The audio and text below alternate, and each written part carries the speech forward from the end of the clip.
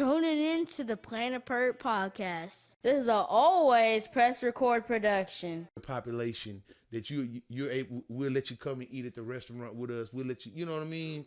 We treat you different. You're a nigga, but you're all right with me. You my nigga.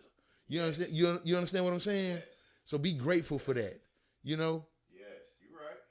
That's the whole situation that's going on with the NFL, and that's the way the NFL has been set up, because it's not a pugilistic sport in the sense of boxing, but it is a violent sport, and you're putting your body on the line for the entertainment of basically the white population, because they're the ones that count when you talk about ratings, right. Who's spending money. Who's at when you look at those games, when they show the picture of the people, the crowds in the games, majority of the audiences in all sporting events are white. Yes. You know what I mean? Let's just be honest. Yeah, I mean, and so you have these white people that are looking at young black men who are making more money in a year than most people make in their entire lifetime, and they're saying, "What are you complaining about, nigga?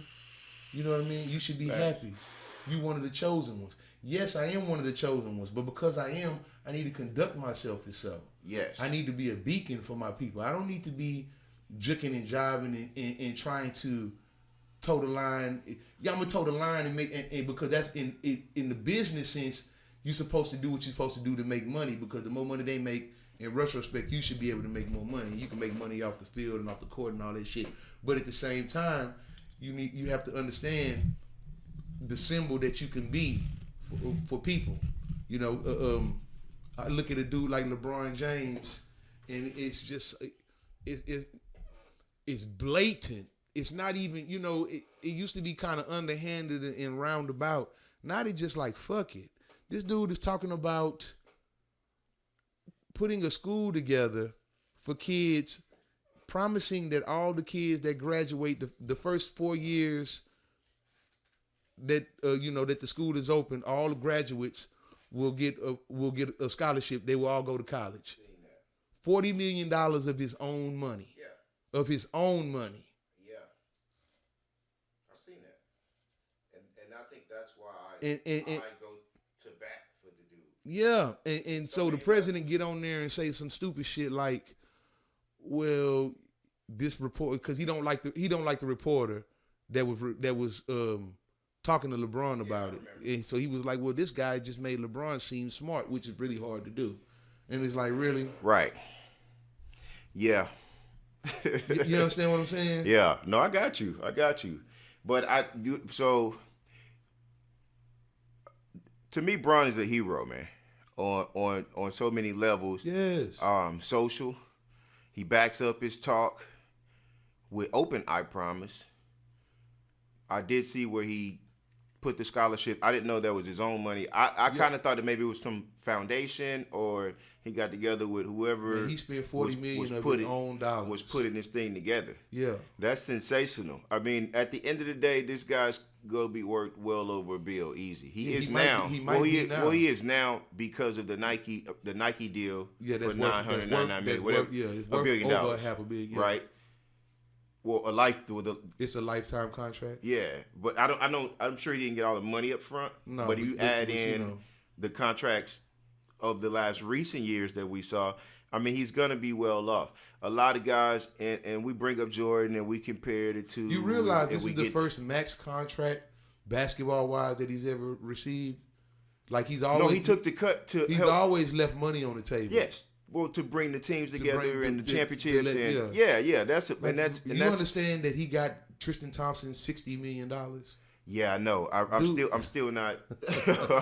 I'm still not even happy about that though, G.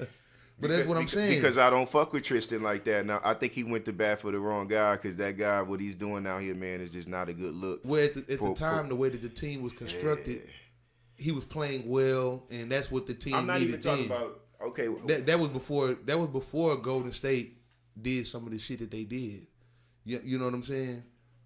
So I guess what I'm saying is, like, what about Tristan? With Tristan, like the off court and all that extra stuff. And yes, it was before the KD move and all the other stuff, which I understand that stuff as well. But I can't agree with you. He just wasn't ever good to me, man. I never liked Kevin. I never liked a lot of those guys, man. And then the off-court antics takes a bigger toll because it's like you're doing all this shit. You're on the news, but you're on the news for the wrong reasons. You ain't even on the You ain't on there for balling at that moment. You bring in the reality show, the training camp. Yeah, when you got LeBron on his Instagram talking about, the shit show is here. Yeah, like that tells you right there how I knew he was leaving. Yeah, I knew he was leaving. I knew at the game one he did something, either hurt himself or whatever. So when he came out and said I punched the thing, it was the truth. Yeah, it was the honest to God truth because like he was done, and he had good reason to be done because those dudes just. I don't think they took it as serious as he did. You know what I mean? Like, you can't forget there's no fucking time left or the game's tied and there's no time left on the clock to take a timeout, man. Kevin Love's production in Cleveland was sporadic. It was up and down. Yeah. JR had moments and I would say flashes. I can't even say they were moments. He's extremely streaky, man. They were flashes. But then the crazy part about JR is like I watched the videotape. This is what makes me think that these dudes wasn't serious and just doing it that hard. Because this summer he put a tape out where he made like 30 3-pointers in a row. Yeah, but let me tell you something about professional. They're professional ball players. Anytime you're playing, anytime you do anything 8 to 10 hours a day, you're gonna be great at it. It takes 10,000 hours to become an expert at something, and in the NBA you probably put in 15,000 hours instead of 10 a year. Okay. You understand what I'm saying? So I remember when I was playing ball. I didn't make it to the league or anything like that. I played a little JUCO ball. Right. But when you do anything that much, the repetition of it, I can walk in the gym right now. If I get 3 or 4 shots up and kind of get a rhythm, I know I can make 5. I know I can make 5 to 10 shots in a row because I practiced it so much. So when you're on the NBA level, all of these guys are magnificent. It's trash as we think some of these guys are. If they walk into the YMCA or Fitness Connection, wherever we playing, they're gonna make us not want to play basketball anymore because they're really that good. And so a dude like J.R. Smith, who's a paid professional, he gonna make 30. He gonna make 30 shots in a row, especially when nobody guarding him. It's different, But it's just different. Yeah, all NBA players do shit. I watched Dwight Howard make hook shots from the opposite free throw line. Fucking 80 feet from the other side, make several in a row. This is Dwight Howard. Everybody knows he can't shoot. Kind of trash. but compared to a civilian, he's an alien. Okay. Yeah. Okay. And I remember balling with Richard at Stratford one time. Richard Lewis pulled up. Dante Mack, that was his homie. He pulled up after he got drafted and all that. This was like right after that. Or maybe the summer before. No, he was already in the league at that point. Okay. But he came up. This was like his first year though, like rookie year. Mm-hmm. He came up there, man, and I didn't think he was a big dude. So I didn't think he could shoot. He was tall. You know me, I play ball. I talk shit. But that's why he's 6'10", but he shoot threes. I get out there like he ain't finna take that from out here. Yeah. So I'm gonna just play D on the 3. Yeah. And then I'm gonna let that jumped over me. Like you wasn't even I said, no, he can't do that again. Shit. I was like, oh shit, you shoot. What? You got $1 million? Say, man, whenever somebody willing to pay you $1 million to do something, you pretty good at it. I mean, that nigga must have went 9 for 10, man. Yeah. When he finally missed that one, you think tall, you did it. You're not even in the picture when he pull up to shoot. It's like he's shooting over a chair. Yeah, I mean, he was like, don't hurt me, man. Just I'm like, nah, man, we ain't go. I mean, I don't play dirty ball like that to be. Well, if you're not playing dirty ball with me, if you playing dirty ball with me, then if we playing a fair game, I'll keep it fair. Speaking of dirty ball, we talking about motherfucking. You really think that Chris Paul should have got the 3 games that he got? Yeah. Or he got 2 games. He got 2 games. I think he should have got as much as Rondo. You think he should have got as much as Rondo? Yeah, and here's my reasoning too. I understand. Bro, I'm a Lakers fan right now because of LeBron too. I don't care about. I like Rondo now by default. I didn't like him before. You understand what I'm saying? I have to like Stevenson and Rondo So it's a double Yeah. entendre Yeah. for me, nigga. Like I had to like both of these motherfuckers. You know, he spit on that man though, real slick. You know with when it. you balling and you got that sweat on top of your lips. I talk about this on Wednesday. You got that sweat on top of your lip, and when you breathe, it's like, and you know you. But it's like You know you blowing it on the nigga though. that's Y'all, just- we face to face. But you're and in you- my point. Yes, you're in my face. I ain't gonna lie, Chris I'm Paul not did get in in your his face, too. And then you hit me. Then you start hitting me with the shit on the head. I don't care. What you know, Rondo, Paul did that after he felt the spit. I understand that, man. But the reaction to that sometimes is not to even. Well, he wasn't playing with him. As soon as that Yeah, nigga he touched him. Yeah, but you gotta expect when you touch a man on his forehead like that, like when you do the double tap to somebody fucking temple, something's about to happen to you, bro. Like, you know, guard your grill. Like, be protected. I would never do that. You know, and spitting is the ultimate form of disrespect. Somebody spit on you in the street. I can I It's be going down. I know, but can I be honest? I've spit on somebody's face before. Yeah, but and he slashed what? It was a situation. 3 of my though. tires. I know that situation. Yeah. That was a situation.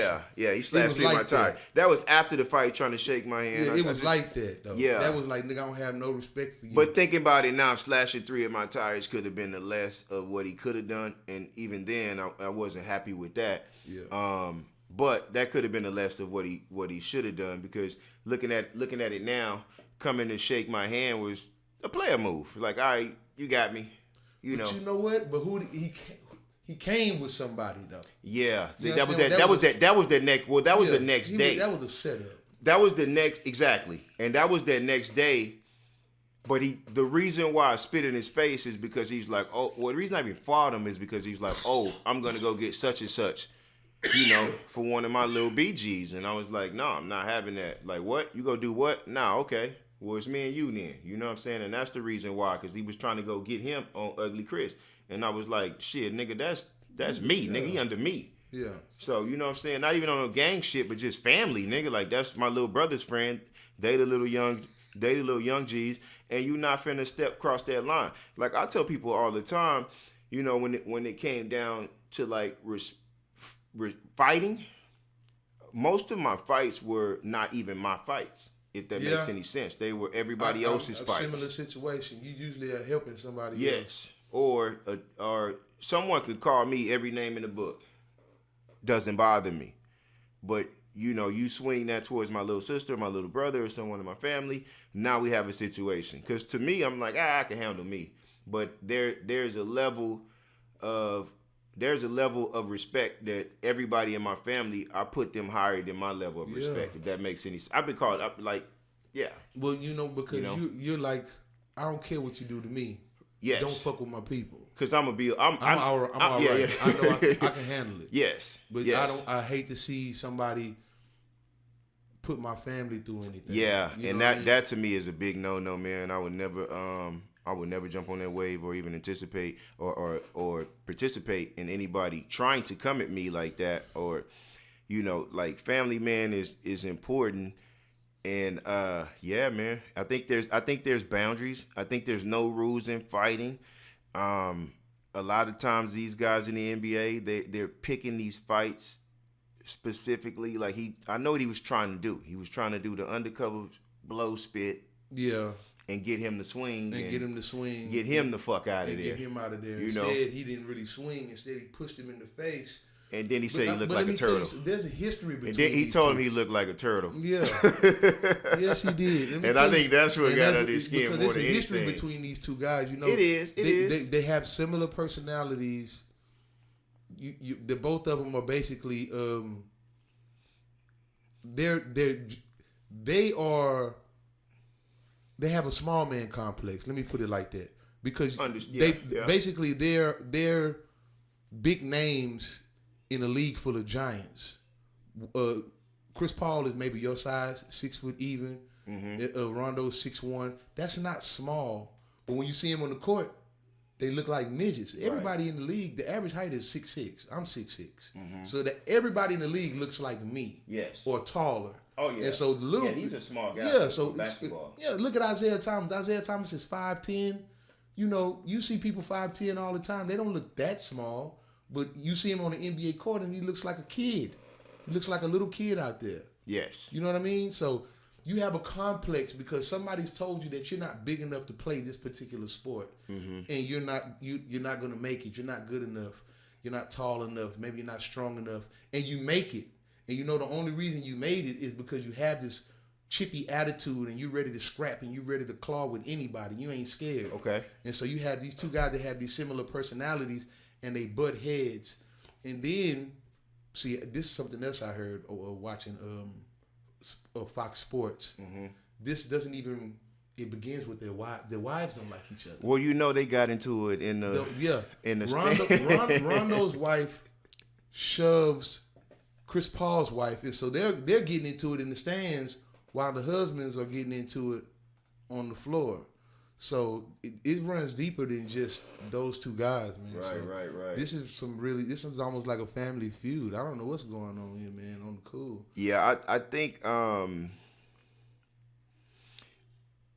think there's always the backdrop, especially with the wives beef, because the majority of you know how it goes. People, I know, but the majority of fights in the hood and people getting killed in the hood usually revolves. It's a broad involved. Usually evolves around women, you know, and we've because no man wants to look weak to his woman. Yes, that's the worst. Yes, to look like a. I think that's why I spazzed out on Ted Cruz, because somebody call your wife ugly or she'll say she looked like a dog.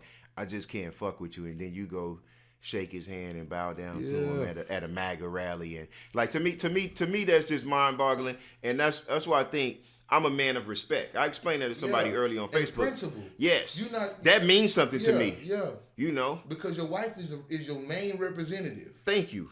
She represents you. Thank you. You represent her too. Man, Aunt called me from jail Sunday, and I hung up on him because I was like, "Nah, bro, I told you, you know, we don't do that." Oh, okay. I told you next time you go, don't hit me. You go disrespect my house, my wife. Oh, okay. So you gonna need me before I need you? All right, cool. Bet. Hung up on her because I'm a man. I mean that.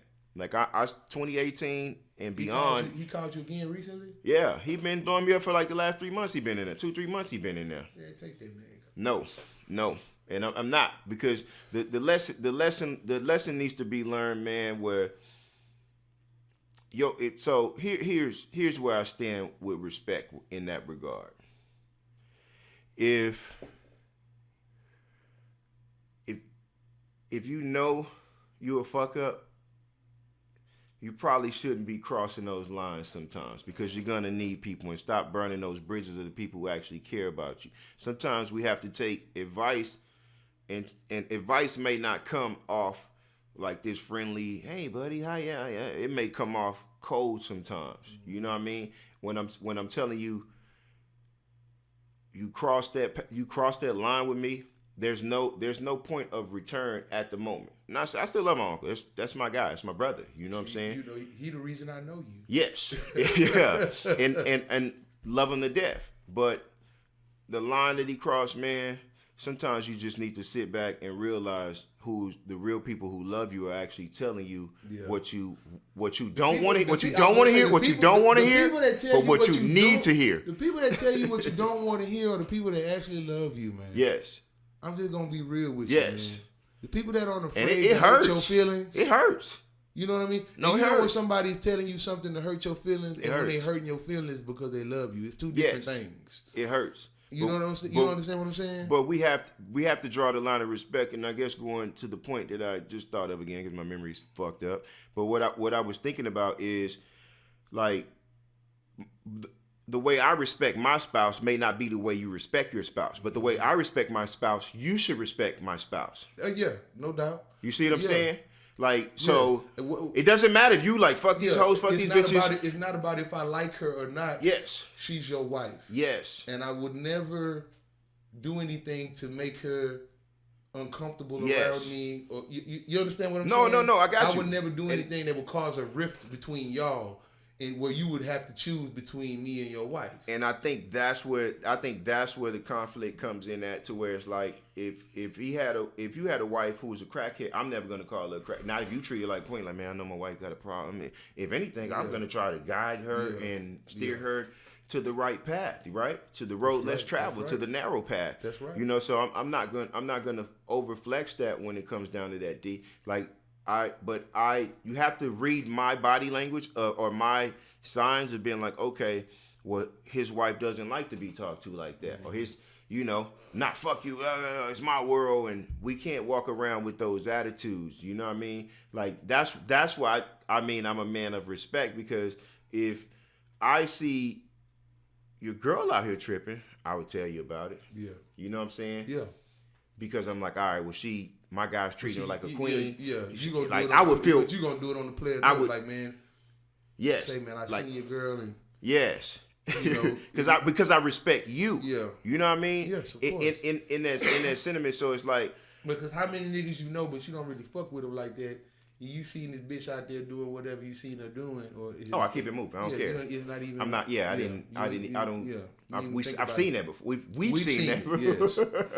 Yes. We've seen that before. But because where my relationship was at with him, I ain't gonna say nothing about it. It's like, all right, cool. Yeah. All right, yeah. cool. You right. Because you ain't gonna believe me anyway. Yeah. Because you gonna think it's coming from. You gonna think it's coming from a place of hate. And it's not. Yeah. Like, I'm honestly, genuinely love you, bro. Like, and that's the same thing I feel like. You know, with that situation, man. So it's all about respect, man. And you know, I never know who I'm gonna need. Yeah. You know what I mean? Yeah. Because and we talk about people we call true friends. And not even financially. No, you just might need a shoulder to lean on. You might need advice. A phone call. Oh, you understand? I might be on the edge. Maybe it's somebody that he knows that you need to get in contact with. I mean, now you can't even ask for that reference because I talked to T, man, and you know, we had a conversation. And we had a conversation, and shout out to Texas T, man, out there in the Bay Area, man. Yeah, brother, man. Like, real talk. Love you, man. Send me some beats, bro. Really? Yeah, I actually got a couple. Yeah, I got some in the bag. So, you know, and I was like, you know, T, I think, you know, we don't take mental health seriously. Man. In our community. Because if you're black, you're taught you can't be weak. Yeah, exactly. You can't be vulnerable. That's why I think I like the show Insecure, because it shows a softer side of black not just women, but men as well. It shows a softer side to us that people don't think exists. When you get through with your point, I'm going to touch on something that you just said. Okay.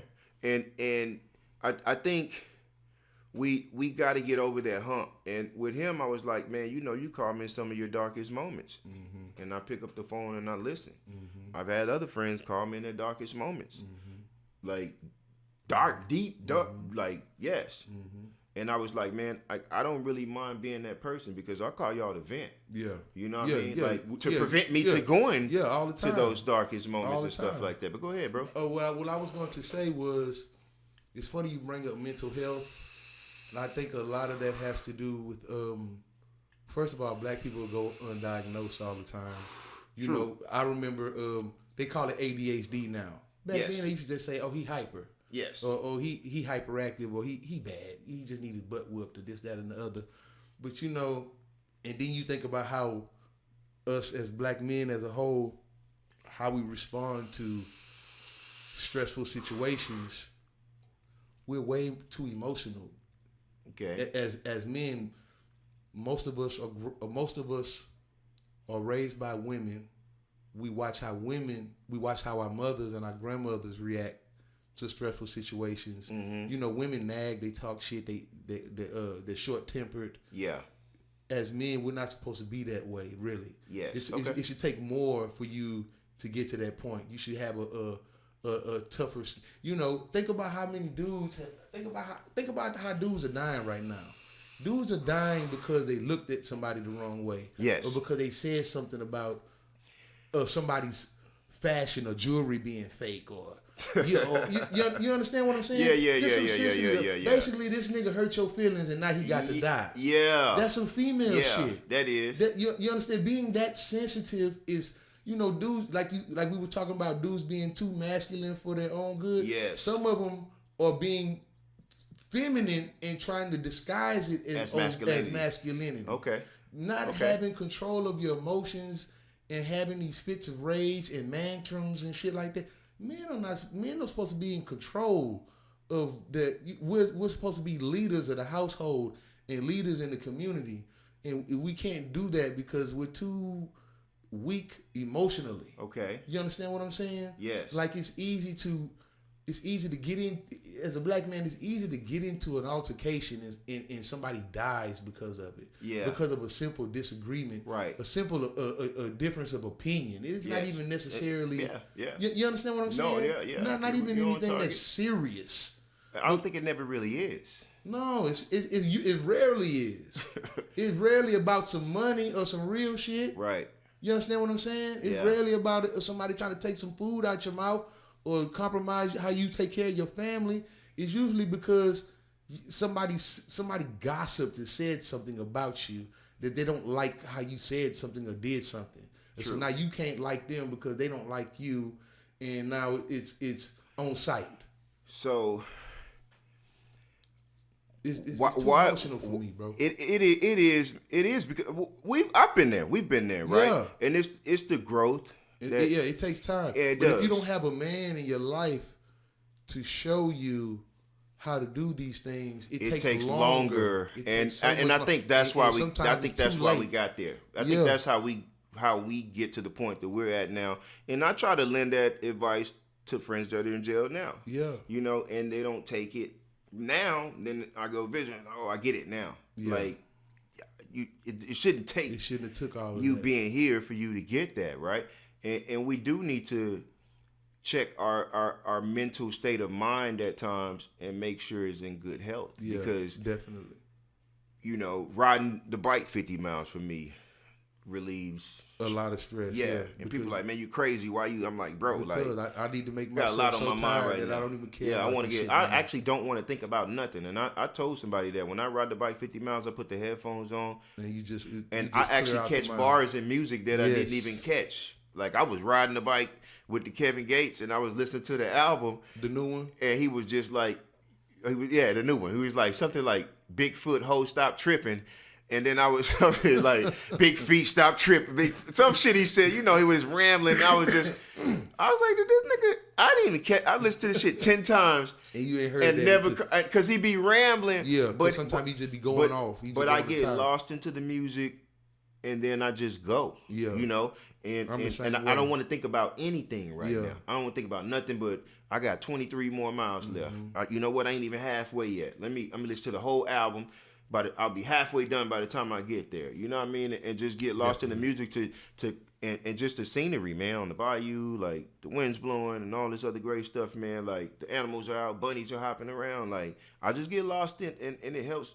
That shit it's soothing. Yeah, it soothes you. So like, you know, when the shit happened with Calio, bro, like I rode like 30, 35 miles that day. Like I went and jumped on my bike. I was like, man, fuck. Went and jumped on my bike, man, and I just rode. Yeah. You know? Yeah. And just felt a lot better. Yeah. It doesn't help the situation at hand, but it helps you. It helps whatever you me can do process. To help you process. Yeah. So you can figure out how you're gonna help it. So what are positive ways I think that we could process? Because a lot of times we run the drugs, right? We run the smoking or we run the drinking, and then that doesn't see me, man.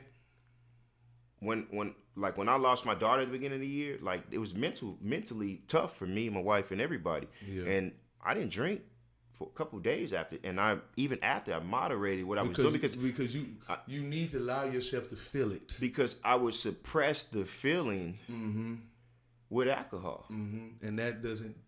You just suppressing it. You're not. It's not going away because at some point some point you're gonna have to deal with it. Yes, and I'm gonna have to wake up, and it's going to manifest itself in a way that you didn't foresee. And I think that's the reason, you know, years ago that, you know, I think I'm 8 years now. I stopped smoking weed because I stopped smoking weed for those same reasons, because I was so lost in, and it's simple.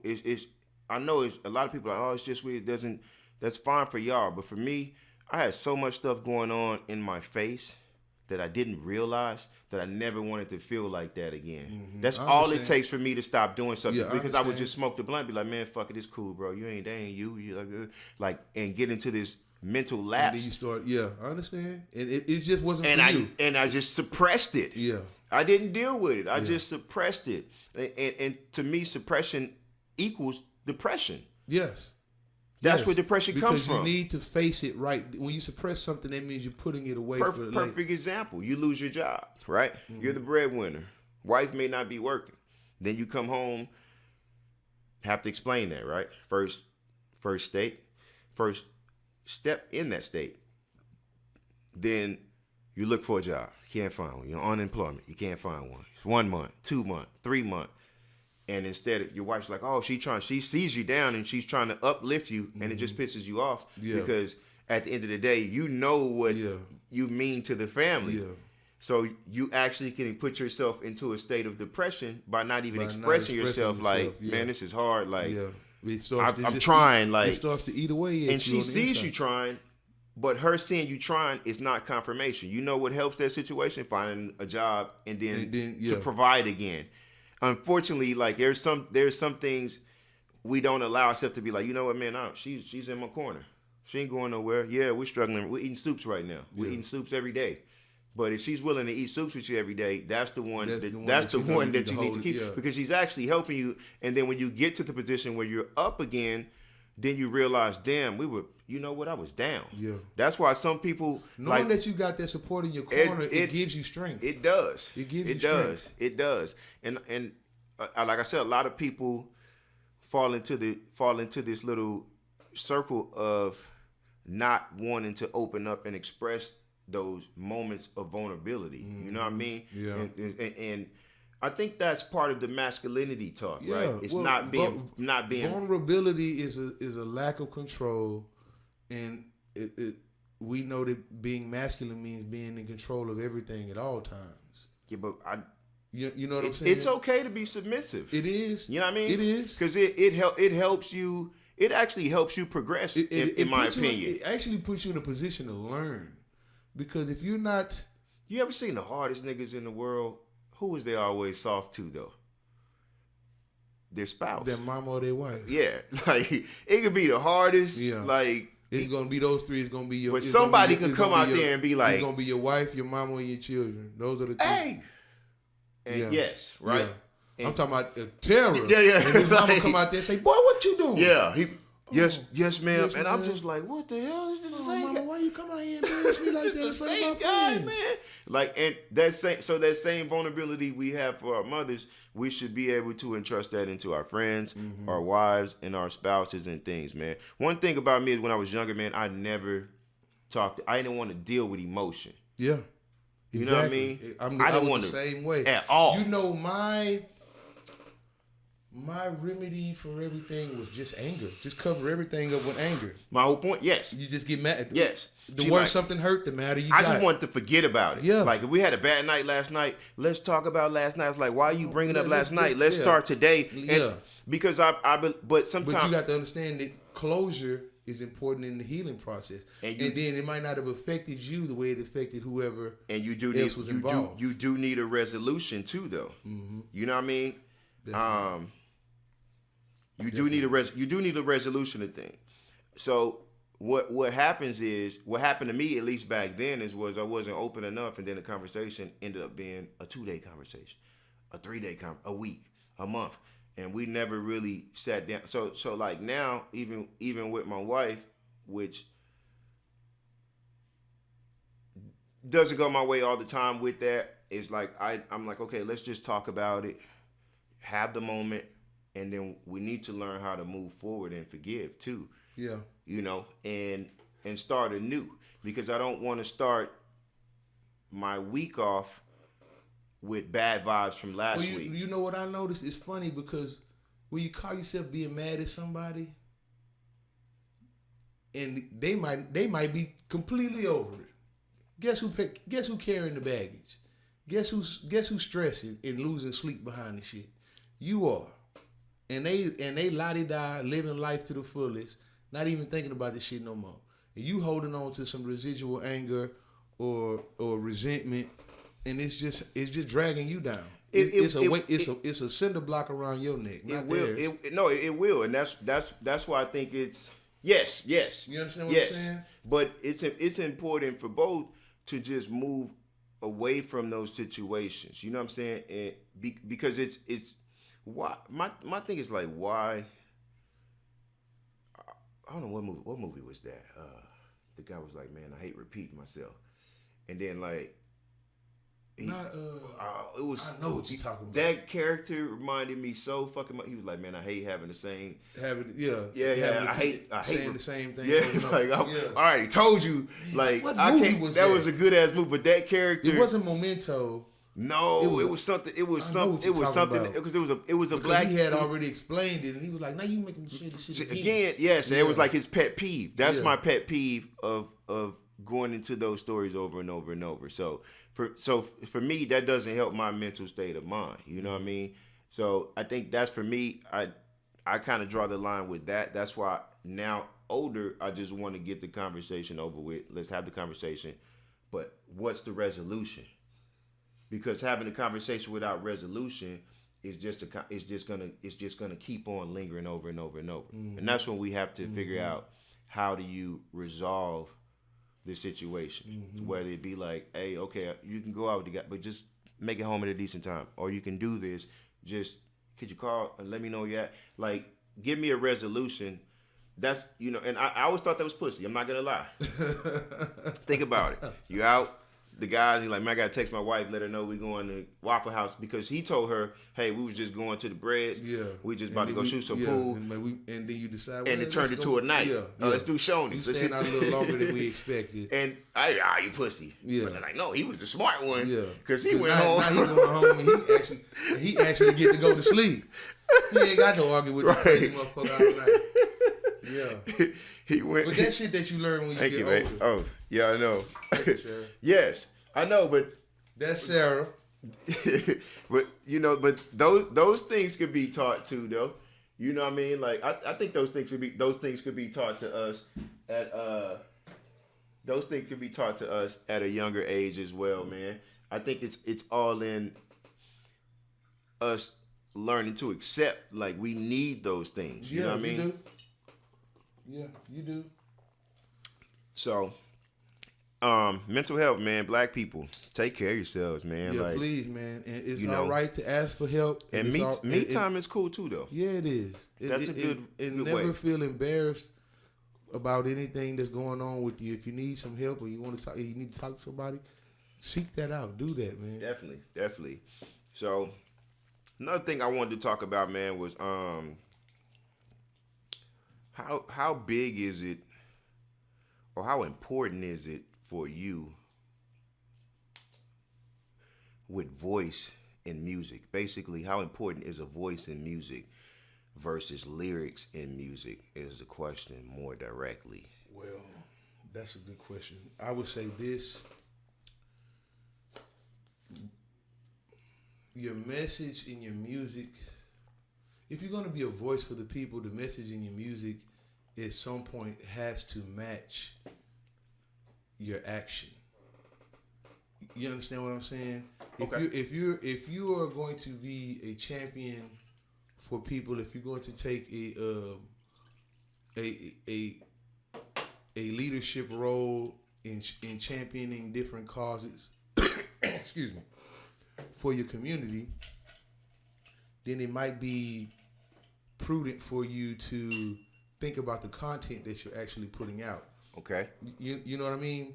Like, you can't be, if you're trying to take a political stance, your music can't be trap all the time. Okay. It needs to. It's all right to express these things, like, because we know that's where most of us are coming from. Situations like that, and so you never want to forget where you come from, and you also want to let people know, hey, if this is what you're doing, you can turn yourself around and you can get out. There's ways to do it. You know what I mean? If you do if you really want to, but I think that you can't be a hypocrite and you can't be a clown. Oh, hold on. This is 1 hour podcasting. You good? Hello? Right. So, I think 79. 79? Yeah, 79. That's just 79? Yeah. It's 79. Yeah. Yeah. You remember how to get over here, right? This is a small intermission. to the Planet Pert Podcast. You over here by yourself? Might have to pause it and go get him. He lost. Okay. That's cool. Yeah, 79. We'll be back after these commercial breaks. We about to come out there and look for you. Where you parked at?